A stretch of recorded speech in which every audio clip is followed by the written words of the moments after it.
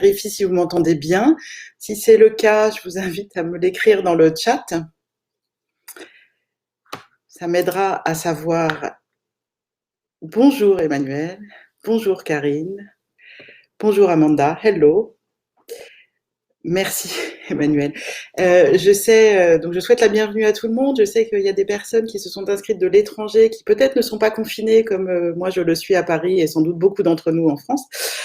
Peut-être vous êtes sur votre lieu de travail, peut-être vous êtes chez vous. Bienvenue, moi je suis chez moi comme vous voyez. On va prendre une minute ou deux en attendant que les autres personnes nous rejoignent. Je vous remercie d'être là pour ce webinaire qui est essentiellement un partage d'expérience, vraiment un webinaire autour de ma pratique. Et donc il y a une demi-heure de présentation en gros, et puis on se donnera 10 minutes à peu près à la fin pour des questions-réponses. Dans ces questions-réponses, bon, ça va aller vite et je n'aurai peut-être pas le temps et sans doute pas la possibilité de répondre à toutes vos questions de manière détaillée. Bonjour Didier, bonjour Védrenne, Isabelle, bonjour aussi, bonjour Sandra. Et donc je vous invite, si vous le souhaitez, à tout moment pendant la conférence, à prendre rendez-vous avec moi. Je vous propose un temps d'échange de 30 minutes en individuel, temps d'échange confidentiel évidemment, offert évidemment ou pas, mais en tout cas que je vous offre, et sans engagement, je le reprécise. Donc pour ça, vous avez un bouton en haut de votre écran, prendre rendez-vous, avec un petit bouton rouge où vous cliquez. Si vous souhaitez activer cette possibilité, vous arrivez directement sur un lien vers mon calendrier et vous choisissez le créneau qui vous convient. Voilà, je surveille l'heure en même temps. Alors, par rapport aux créneaux, je crois que cette semaine, il y a 3-4 créneaux encore dispo. Et puis après, il y en a d'autres, évidemment, pendant le reste du mois de novembre. Donc, je souhaite à nouveau la bienvenue à toutes les personnes qui nous ont rejoints depuis. Je vois donc Eric, Farah, Sonia, Varouge, Octave. Donc, bienvenue. Je démarre. J'essaie de cliquer au bon endroit. Et voilà. Notre sujet aujourd'hui, c'est la question de la performance collective attrapée et traitée à travers la transformation des relations. C'est sur ce sujet que je vais partager mon expérience avec vous. Avant de démarrer et de rentrer dans le vif du sujet, je voudrais brièvement me présenter, vous dire un peu qui je suis et d'où je parle. Donc, je suis Florence Hardy. Je suis quelqu'un qui, au fil de ma pratique professionnelle, croit vraiment que la réussite de l'entreprise, alors d'abord, elle est importante pour notre société et qu'elle dépend à la fois de sa proposition de valeur et de la capacité à impliquer vraiment les personnes qui sont dans l'entreprise. Et je définis personnellement l'implication comme la capacité à se connecter à soi, donc à être bien dans son travail, à se connecter aux autres, à relationner de manière fructueuse et à se connecter au sens et à faire tout ça au quotidien. Mon parcours, brièvement, il est double. J'ai commencé comme consultante dans un grand cabinet. Ensuite, j'ai bifurqué vers un parcours plus opérationnel en direction marketing B2C en l'occurrence. Et puis j'ai dirigé la filiale d'un groupe en France, une direction opérationnelle, une équipe d'une 30aine de personnes.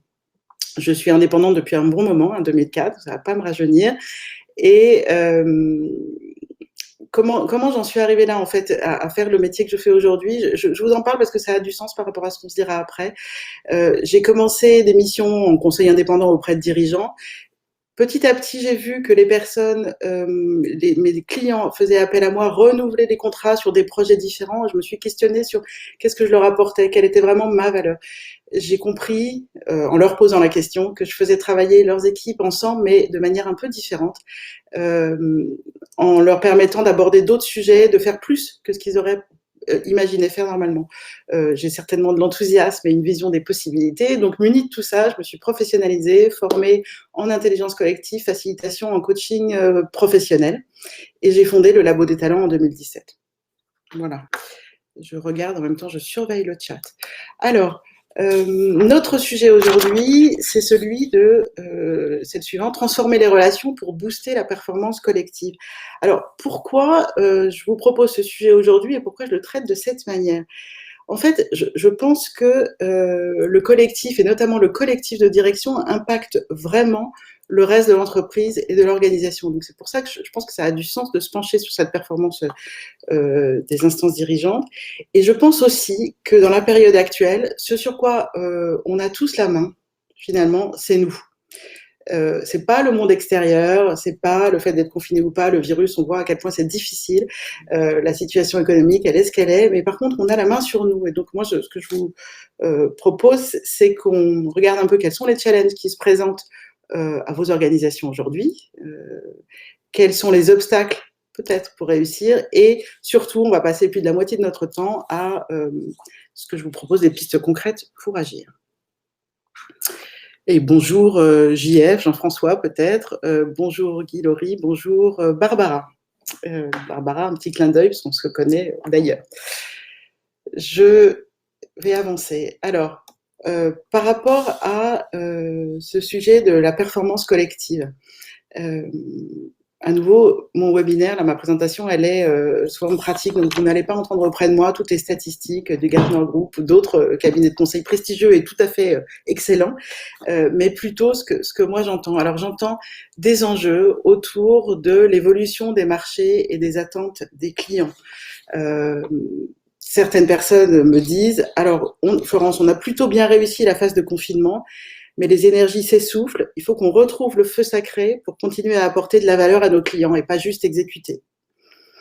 On me dit aussi que pour réussir la reprise d'activité et le retour à une performance entre guillemets normale, en tout cas attendue par l'actionnaire, on a besoin d'unir nos forces, d'impulser plus de collaboration, de la solidarité et surtout de retrouver un sens renforcé et plus juste du service client. Donc de pas juste se payer de mots, mais d'être vraiment dans le service au client.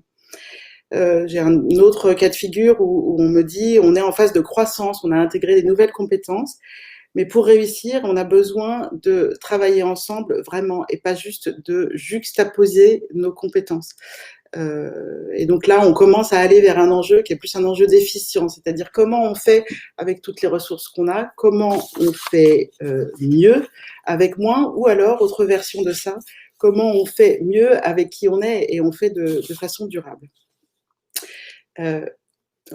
Pardon. Dernier enjeu, un enjeu autour de la collaboration et des équipes, de la mobilisation des équipes. Ce que j'entends, c'est la crise a touché notre business de plein fouet. Dans certains cas et dans certains secteurs, c'est vraiment le cas. Ça génère beaucoup d'inquiétude et du repli, alors que justement, j'ai besoin, donc là c'est un dirigeant qui parle, j'ai besoin qu'on invente la suite tous ensemble. Et donc lui, son enjeu, c'est réengager tout le monde.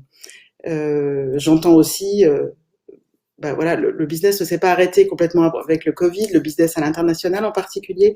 Et donc, j'entends quelque chose comme, en plus du Covid, on a fait face à de grands changements dans notre organisation. On a besoin de se recentrer et de se ressouder pour réussir la suite. Et donc, moi, c'est ce que je qualifie globalement d'un enjeu autour du contrat social, de la mobilisation et de la fidélisation des équipes, notamment des plus jeunes qui parfois...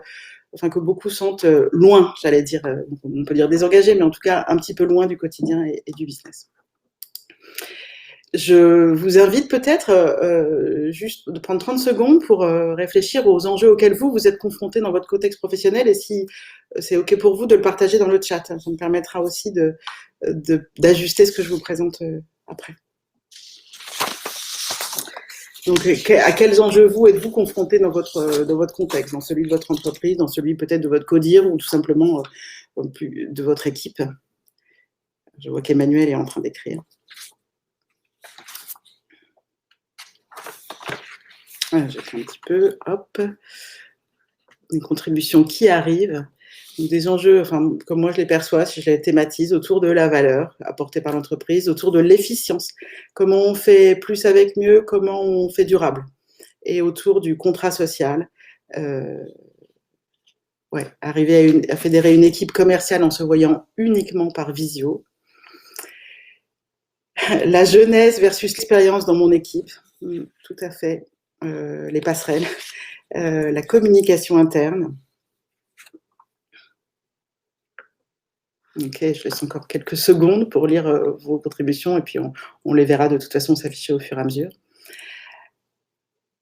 développer la méfiance, développer la confiance versus la méfiance, développer le business. Eh ben oui, bien sûr, développer le business. Alors, on va avancer. Quels obstacles, là vous êtes presque en train déjà de me parler des obstacles que vous rencontrez, donc je relance là aussi une question. Par rapport à ces enjeux, développer le business, développer la confiance, avoir une meilleure communication interne, savoir travailler efficacement et aussi se fédérer en visio, qu'est-ce qui vous ralentit finalement? Qu'est-ce qui vous gêne? Qu'est-ce qui vous bloque? Qu'est-ce qui fait que ça va moins vite ou moins bien que vous ne le souhaiteriez? Je vais vous faire des propositions de ce que j'entends. Je vois Eric, merci de votre participation. Oups. Ce qui vous ralentit, le travail en silo, les égos, un manque de leadership.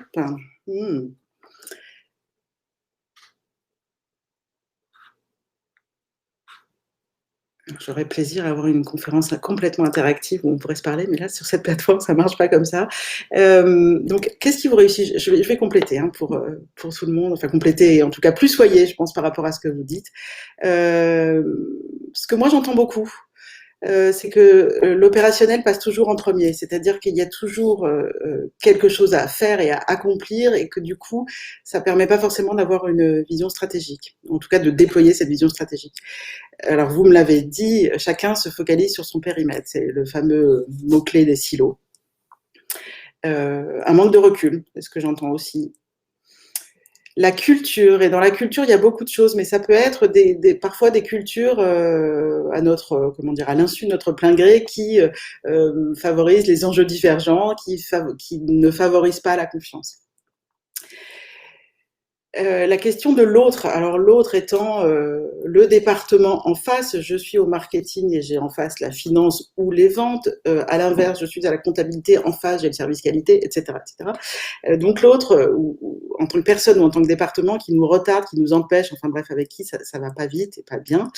La fatigue, la lassitude, je pense que là, sur l'année 2020, c'est particulièrement vrai. Ça l'a toujours été plus ou moins, mais là, c'est particulièrement vrai. Et qu'on soit dirigeant ou simple collaborateur, je pense que j'entends beaucoup ça. L'atmosphère de travail et l'atmosphère qui est, comment dire, peut-être plus distante avec la visio, avec le confinement, le télétravail. Et enfin, la liste pourrait être longue, mais j'ajoute aussi ce que j'entends souvent et qui a parfois été renforcé par la crise sanitaire, les tensions, voire parfois les conflits entre les personnes.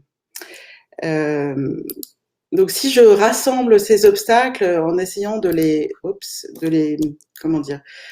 problématiser un petit peu, moi j'entends deux points communs dans tous ces obstacles. Un premier qui est la relation. C'est-à-dire la capacité qu'on a les uns et les autres à œuvrer vraiment, à se relier pour œuvrer ensemble. Et cette relation, elle est mise à mal souvent par la pression, mais elle a été mise à mal et de manière assez mécanique par la distance. Et puis, un autre point commun, qui est peut-être pas ressorti forcément de ce que vous avez dit, mais moi qui me paraît intéressant, c'est la question de l'objectif. C'est-à-dire que dans des phases de retrait, on va avoir tendance à se focaliser sur soi, et c'est parfaitement humain, mais à se focaliser aussi dans l'entreprise sur mon objectif individuel versus l'objectif plus large collectif. Ou alors, on s'approprie pas l'objectif collectif de la même manière et du coup, ça crée des tensions ou des distorsions. On peut se poser la question, c'est pour ça que j'ai mis cette image de la poule ou l'œuf. Est-ce que c'est un problème d'objectif ou d'abord un problème de relation? Les deux, bien sûr.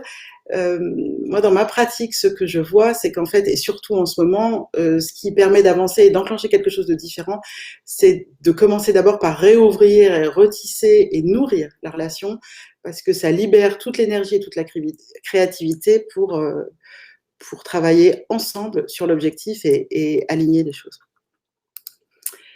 Alors, je suis parfaitement dans les temps que j'avais prévus. Je vais vous proposer qu'on explore ensemble 5 pistes pour agir.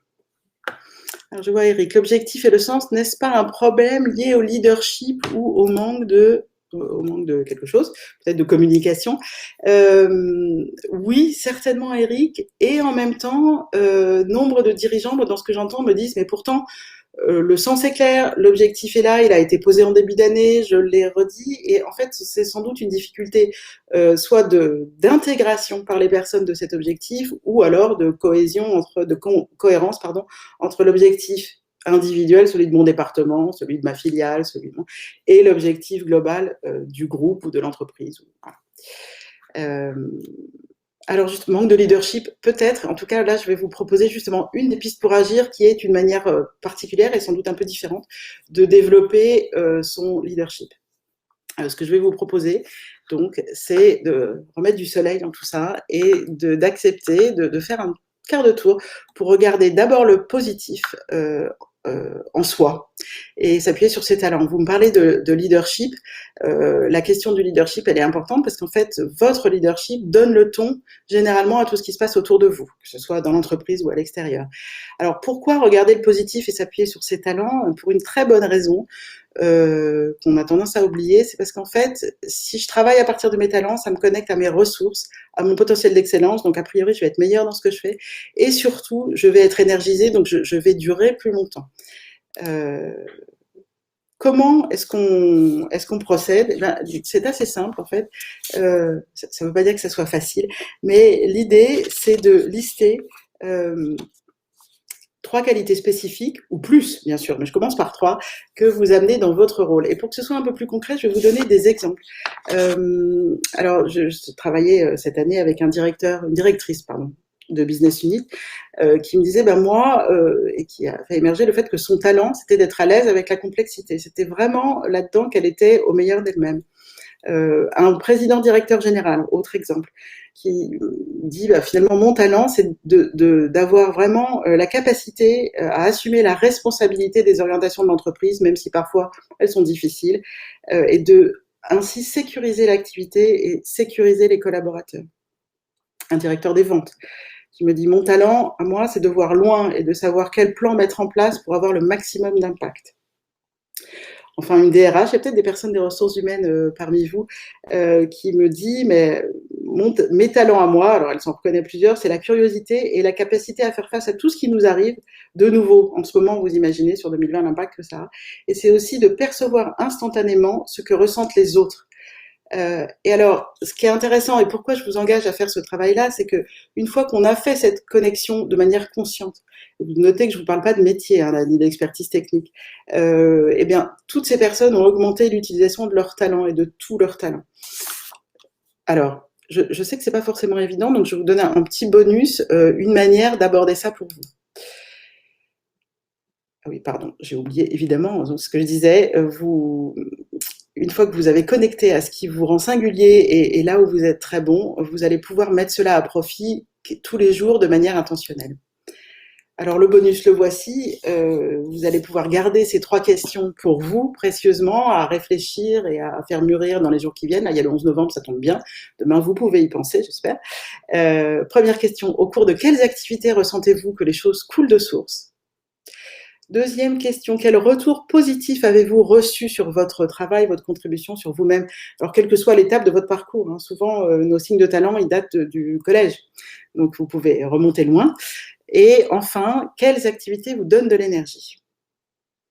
Voilà, je vous laisse avec ça avant d'aborder la deuxième piste, 11h48, oui, il faut que nous avancions. Alors, une fois que vous avez fait ce travail pour vous, et vraiment, je pense que c'est important de le faire dans cet ordre, c'est-à-dire de vous connecter à vous et à vous en tant que leader avant d'ouvrir et de faire de même pour les membres de votre équipe.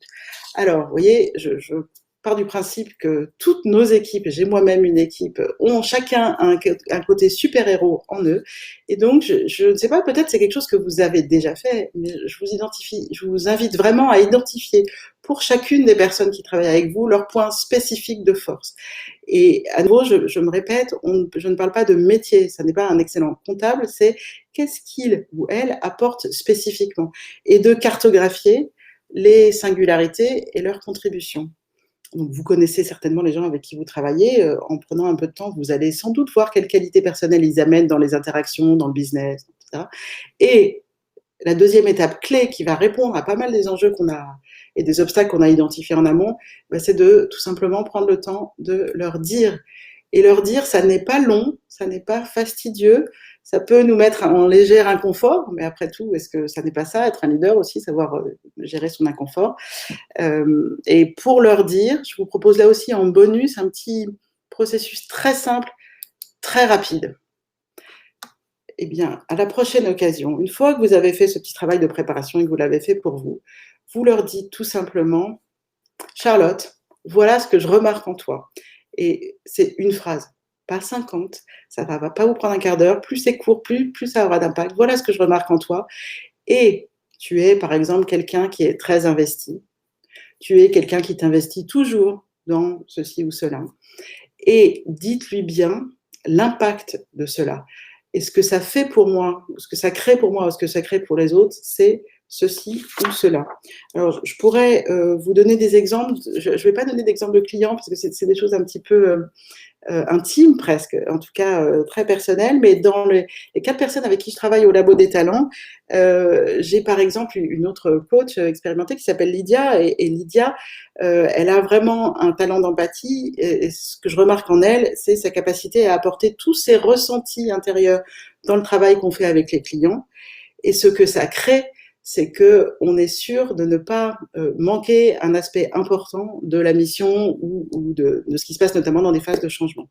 Alors, je vais passer vite parce que je vois qu'il est déjà 51, mais sachez que c'est quelque chose que nous pratiquons depuis longtemps avec les clients et entre nous, et que c'est vraiment un petit outil alors, qui nous vient des Américains. Ça s'appelle I See You, je te vois. Et vous verrez, j'espère que vous allez l'expérimenter, vous verrez à quel point ça fait une grosse différence dans vos relations et dans le quotidien. Karine nous dit qu'elle le fait naturellement pendant les entretiens individuels annuels. Et sinon, dès qu'il y a un événement en particulier, mais est-ce une fréquence suffisante? Alors, c'est une super remarque, Karine. On anticipe sur une des pistes que je vous donne après. Ma recommandation serait plus souvent que ça. Ne pas attendre l'entretien annuel ou biannuel pour se donner ce type de feedback, mais au contraire, le faire plutôt régulièrement. Donc, on verra après comment vous pouvez procéder. Une petite mise en perspective sur cette question de se connecter aux forces. En fait, il faut savoir que, sans rentrer dans toutes les études et les ouvrages de leadership, que ça fait quand même très longtemps, ça date de l'Antiquité en fait, très longtemps qu'on sait que l'excellence vient en partant de ses forces et non pas en essayant de devenir qui on n'est pas ou de développer ce qui vraisemblablement n'est pas nous. Qu'en tant que leader, travailler à partir de ça, c'est accepter de se focaliser sur ses propres talents et ceux de son équipe, pour catalyser une performance durable, à la fois individuelle et collective. Je vous donne juste ces 2 chiffres là qui sont affichés en grand sur votre écran. C'est une étude Gallup qui nous dit que les personnes qui déclarent s'appuyer sur leurs talents tous les jours, je dis bien tous les jours, ont une probabilité 3 fois supérieure d'avoir une bonne qualité de vie. Donc en ce moment, ça c'est particulièrement pertinent. Et enfin, et d'autre part, ont une probabilité 6 fois supérieure d'être impliquées au travail. Donc sont plus engagés. Et il y a tout un tas d'autres statistiques, c'est pas l'objet là, mais qui montrent que la performance, y compris financière, d'une part, et que la fidélité des clients est très connectée aussi à cette question de comment est-ce que chacun amène le meilleur de lui-même au travail. Voilà. 3e piste pour agir pour vous. Eh bien, une fois, c'est un petit peu séquentiel pour le moment, mais dans ce contexte de j'apprécie ce que chacun apporte dans le mix, l'idée, ça va être pour vous d'impulser une dynamique d'association délibérée des talents. Oui, Eric, super. S'appuyer sur ses talents et sa personnalité, ne pas essayer d'être quelqu'un d'autre, c'est exactement ça. Et plutôt faire fructifier qui on est vraiment. Donc, venir, s'impliquer intégralement, finalement, dans sa vie et notamment dans son travail. Pourquoi associer délibérément les talents? Alors, c'est conceptuellement, je pense que c'est ce que vous cherchez tous à faire, mais en le faisant de cette manière, ça va vous aider à créer de l'ouverture entre vous et les autres. Et ça va donc vous permettre d'élargir les capacités du collectif. La manière de procéder, à partir du moment où on commence à avoir des conversations, même si elles sont courtes et simples, autour des qualités et des talents individuels de chacun et des points forts, on va pouvoir faire appel les uns aux autres pour se prêter les talents. Alors, je vais accélérer parce que je vois qu'il est midi moins 5, mais je vais vous donner 2 exemples. Le premier, dans un contexte commercial, j'ai travaillé avec un patron de filiale d'une grosse start-up américaine implantée en France, qui était un excellent vendeur très compétitif. Donc vous imaginez, il démarre la boîte à partir de rien, et puis il en crée quelque chose de bien plus gros, très très compétitif, mais qui fait appel de façon systématique au talent d'un de ses directeurs commerciaux. Pourtant ils sont tous les deux commerciaux, parce que cette personne sait retrouver les points d'entente, créer de l'harmonie entre le client et l'entreprise au moment du closing, au moment où il faut que tout le monde y trouve son compte. Et donc ainsi, ils ont formé, avec le travail qu'on a fait encore plus, un binôme vraiment particulièrement exceptionnel, où chacun se sent valorisé et reconnu pour ce qu'il apporte. Donc l'un va plutôt ouvrir les possibilités, l'autre va les closer, pour le dire de façon un petit peu schématique. Pousser vraiment dans quelque chose de plus sophistiqué, j'ai accompagné une directrice d'une filiale qui, face à l'acquisition par sa filiale d'autres business, a vraiment fait appel de manière très consciente et très intentionnelle à tous les talents de son comité de direction pour l'aider à mettre ça en musique. C'est-à-dire, elle a fait appel à quelqu'un qu'on pourrait qualifier de négatif, donc qui voit très vite les problèmes, pour s'assurer que son plan et que leur plan était étanche, présentait toutes les chances de succès. Elle a fait appel à quelqu'un qui est très à l'aise, c'est pas du tout son métier, mais qui est très à l'aise sur trouver les justes messages et savoir communiquer avec les gens pour pouvoir se mettre en bon mot la manière de le communiquer avec l'ensemble des collaborateurs, et ainsi de suite. Et donc ça construit une très belle cohésion.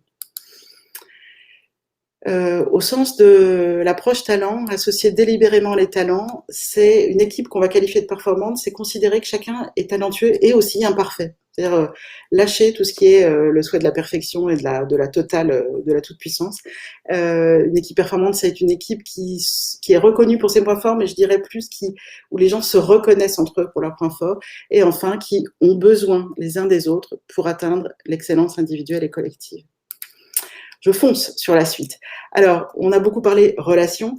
Bien évidemment, la question des objectifs et du sens de l'action, elle est aussi très importante.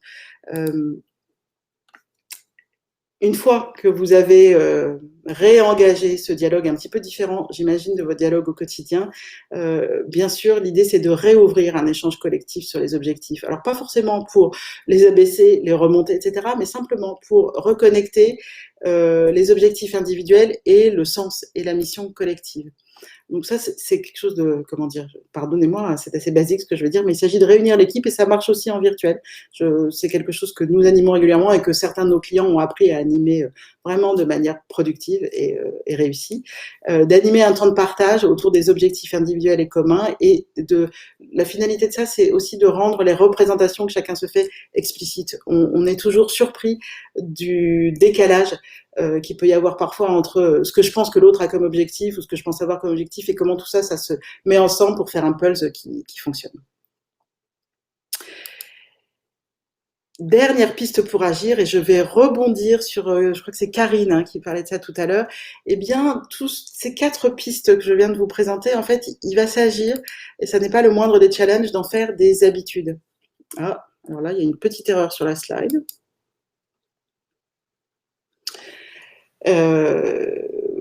Donc l'idée, c'est de faire que votre propre identification et utilisation de vos talents, de qui vous êtes vraiment, la manière dont vous avez cartographié et identifié les talents des uns et des autres dans votre équipe, la capacité à les associer intentionnellement, eh bien, vous en fassiez, et la discussion, pardon, sur les objectifs, vous en fassiez quelque chose qui est là au quotidien. Et donc, dans la manière dont on le propose, et dont je vous propose de le faire, ça n'est pas ajouter des choses à votre quotidien, c'est bien plutôt intégrer toutes ces choses dans la manière dont vous animez votre équipe. Donc ça peut prendre différentes formes, et je saurais vous recommander la bonne forme pour vous, puisque ça dépend vraiment de votre business, de qui vous êtes, de qui est votre équipe, des enjeux spécifiques que vous avez. Mais pour certains, c'est notamment, je vous donne quand même quelques pistes, faire ce que nous on appelle le sync, c'est-à-dire prendre toutes les semaines des temps courts de synchronisation, en partant là aussi des talents et de la reconnaissance et de l'appréciation. Ça peut être des questions comme qu'est-ce qui est présent à ton esprit aujourd'hui? Ça peut être qu'est-ce que tu as réussi la semaine dernière dont tu es particulièrement fier? et vous-même comment dire, de témoigner de votre reconnaissance et de votre compréhension de cela. L'idée, c'est qu'en fait, en vous synchronisant régulièrement avec chacun et avec tous, on peut se faire en individuel et en collectif, vous allez en fait vous créer plein de possibilités pour quand il y a de l'urgence, qu'il y a un problème, que vous n'avez justement pas le temps peut-être à ce moment-là de discuter trop, et bien que vous allez pouvoir régler un problème par WhatsApp. Pourquoi? Parce qu'en fait, vous êtes tellement bien connecté d'un point de vue relationnel que ça va devenir possible et que ça ne laissera pas de traces négatives, je veux dire. De la même manière, la question des objectifs, alors on a tous plus ou moins l'habitude de définir des objectifs annuels, peut-être de les revisiter pour certains tous les trimestres, voire tous les mois sur les ventes. L'idée, c'est que la conversation sur les objectifs, c'est comme celle autour des talents et des capacités et des hauts faits d'armes de chacun, eh ben, elle peut avoir lieu tout le temps, et pourquoi pas toutes les semaines. Comment on se réajuste et comment finalement on devient agile pour le contexte actuel. Alors je vais récapituler à 12 heures pile. Première piste, regardez d'abord le positif, identifiez vos propres talents et utilisez-les. Souvenez-vous d'ailleurs que c'est un petit peu comme les avions et le masque à oxygène, s'ils tombent, d'abord il faut le mettre sur vous, et ensuite vous occupez des personnes qui ont besoin de vous. Ben, c'est exactement pareil pour les talents et cette question du leadership positif. Deuxième point, faire de même pour les membres de votre équipe, on en a parlé. Troisième point, associer les talents de manière délibérée. Donc c'est vraiment un choix que vous faites pour renforcer la puissance de votre équipe et de votre collectif. Ce dont je parle peut s'appliquer à votre équipe de direction, mais aussi à toute votre organisation, bien sûr. Généralement, ça marche par viralité. Enfin, ouvrir un échange collectif sur les missions et les objectifs, et l'ouvrir sans doute une première fois, une grande fois, j'allais dire, mais ensuite de manière assez régulière. Et enfin, faire de ces 4 points des habitudes et des mini-rituels. Alors, pour conclure, la question que je vous pose à chacun, comment envisagez-vous dans votre contexte que les talents de votre équipe puissent être un levier par rapport à vos enjeux? J'aimerais non pas vous entendre, mais vous lire là-dessus. Dans le chat, si vous voulez bien continuer à participer. Et je vais lire vos réponses et on va pouvoir commencer à rentrer dans les questions-réponses à partir de là. Je vois plein de contributions en cours d'être écrites. 4 personnes écrivent ici en ce moment. 5. Comment envisagez-vous que les talents, les vôtres et ceux de votre équipe puissent être un levier par rapport à vos enjeux?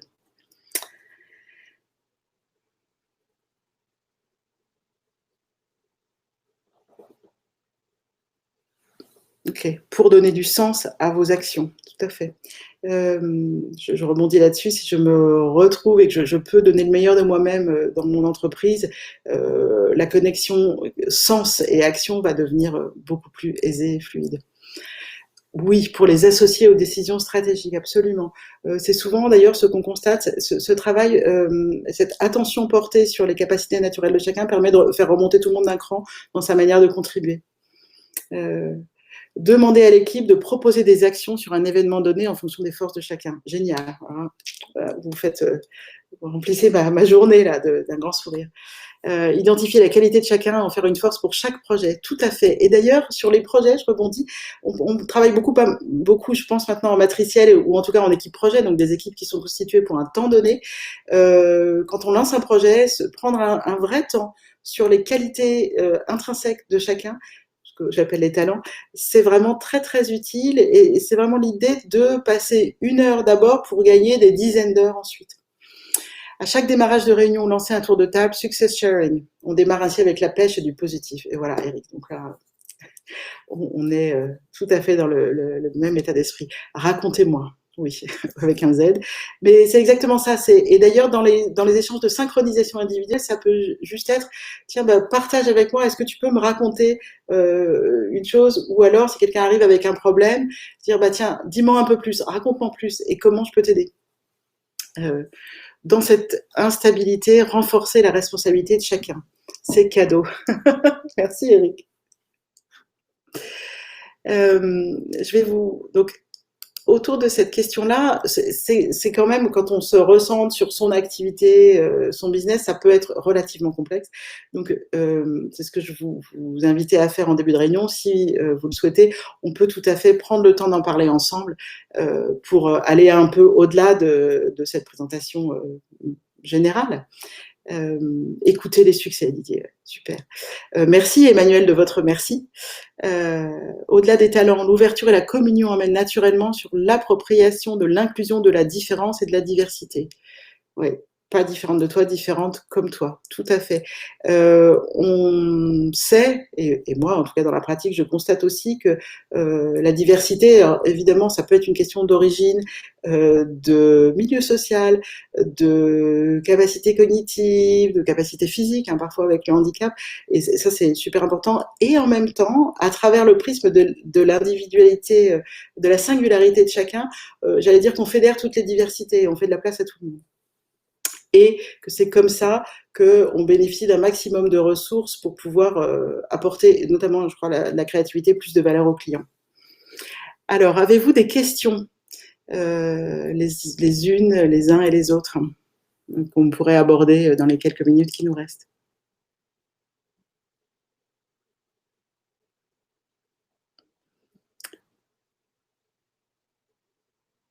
Ah, je vois. Merci, merci Guillory. Je connais pas. Est-ce que c'est votre prénom, votre nom? Je suis pas sûre, mais merci de votre merci. Pas de questions. Super. Bah, écoutez, c'est chouette. S'il n'y a pas de questions, c'est que finalement c'était clair. Donc tant mieux, c'est objectif rempli. Merci, très bien et à bientôt. Ok, pas de questions. Vous êtes très inspirant. Béatrice. Merci Béatrice. Très clair, super. Merci Barbara. Guillaume, hello, on se connaît avec Guillaume. Merci Guillaume. Une remarque, on peut intégrer ces conseils avec les outils à distance. Ah, absolument. Alors là, Eric, merci beaucoup, parce que c'est quelque chose effectivement que j'ai oublié de dire.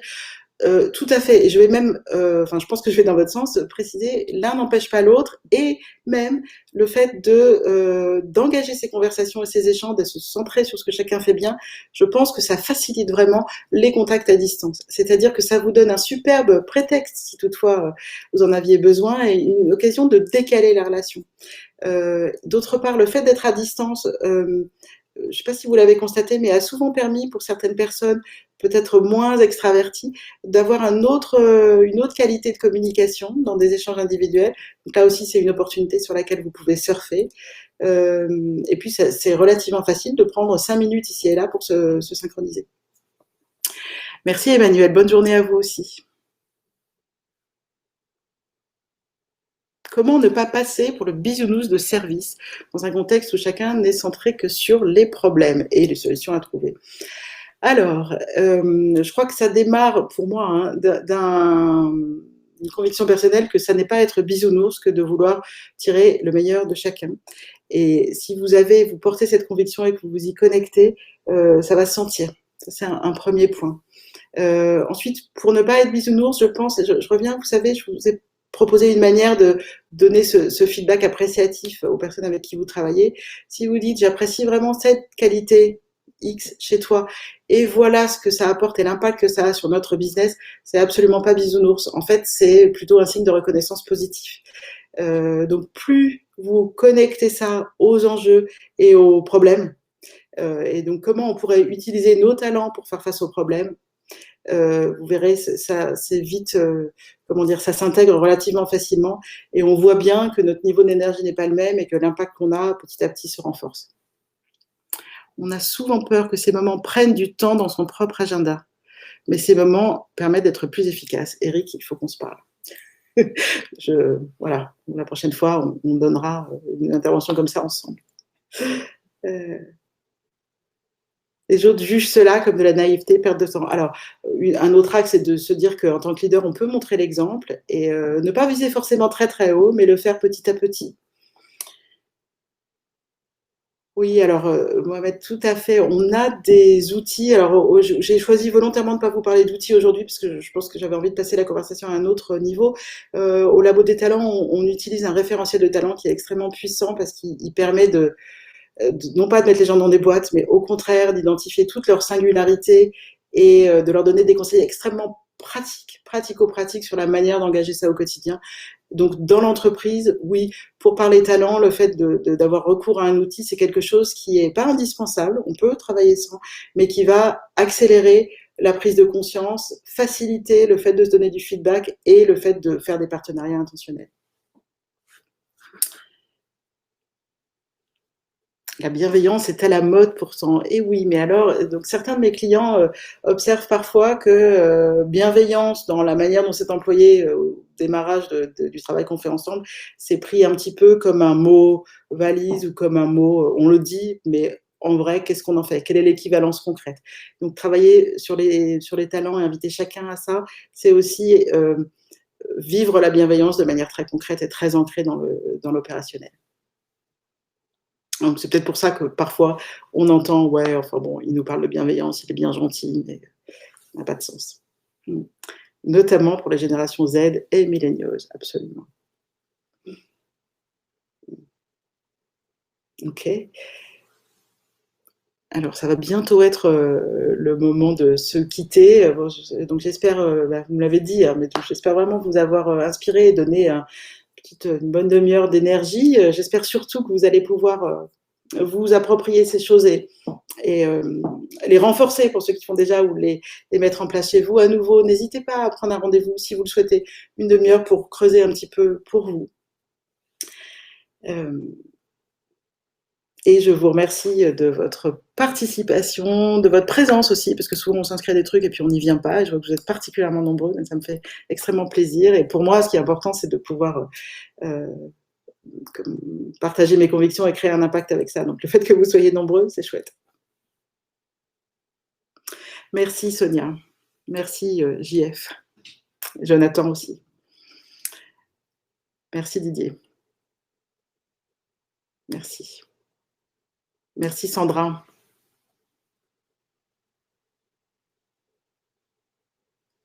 Super. Nathalie, merci beaucoup. C'est un peu étrange de dire merci par le prénom à des gens que je ne connais pas encore, mais en tout cas, vraiment merci pour vos feedbacks.